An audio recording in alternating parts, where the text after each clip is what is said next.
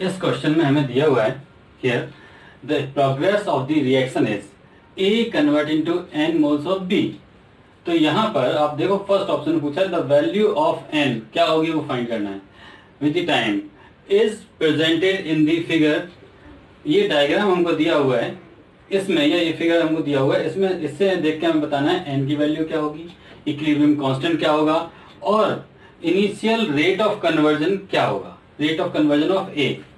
तो सबसे पहले बात करते हैं द वैल्यू ऑफ एन क्या होगा। वैल्यू ऑफ एन यहां देखो ध्यान से, तो रिएक्शन हमको दिया हुआ है फर्स्ट पार्ट के लिए A converting to N moles of B. आप देखो ये जो डेटा लिखा हुआ है यहाँ पर देखो 0 होगा, अगर यहाँ पर 0 होगा तो यहाँ पर 0.2 होगा, यहाँ पर 0.4 होगा और यहाँ पर 0.6 होगा।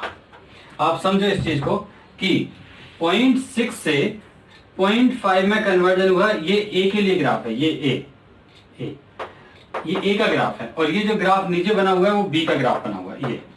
तो जिस टाइम में 0.6 से 0.5 में आया ए यानी कि 0.1 मोल चेंज हुआ, उसी टाइम में 0.1 कंसंट्रेशन चेंज हुआ, इसी टाइम में 0 से ये 0.2 में कन्वर्ट हुआ।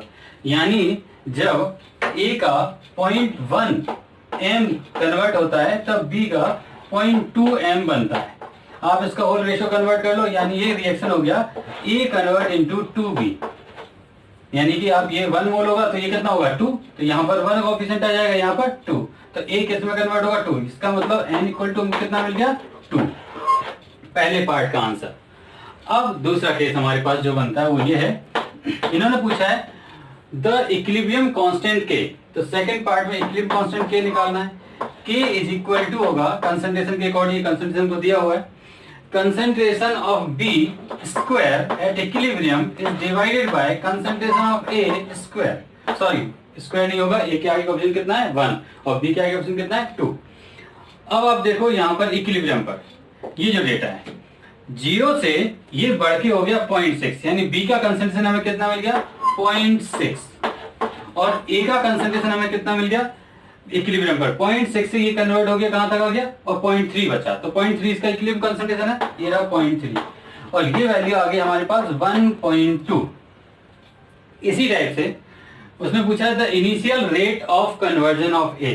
Third rate of conversion of A, यानी ये होता है rate of conversion of A is equal to change in concentration of A upon time taken. Initially पूछा है तो इनिशियल टाइम में देखो, आप देखो जब ये 0.6 से 0.5 में कन्वर्ट होता है तो चेंज कितने का आता है 0.1, तो चेंज इन कंसंट्रेशन ऑफ ए कितना हो गया 0.1।